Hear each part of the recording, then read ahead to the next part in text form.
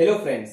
So இந்த வீடியோவில் நம்ம டிபிஎஸ்பியை யாரெல்லாம் எப்படி புகழ்ந்திருக்காங்க, ஸோ டிஎன்பிஎஸ்சி எக்ஸாமில் ஸோ இந்த 4 பாயிண்ட் வந்து ரொம்ப இம்பார்ட்டன்ட். ஸோ வாங்க பார்க்கலாம். ஓகே, ஃபர்ஸ்ட் அரசியலமைப்பின் நாவல் மற்றும் புதுமையான சிறப்பம்சம் யார் சொல்லியிருப்பாங்க அப்படின்னா டாக்டர் B.R. அம்பேத்கர். ஸோ இவர்கள் தான் வந்து புதுமையான சிறப்பம்சம் மற்றும் நாவல் அப்படின்ற வேர்டை யூஸ் பண்ணியிருப்பார். சரியா?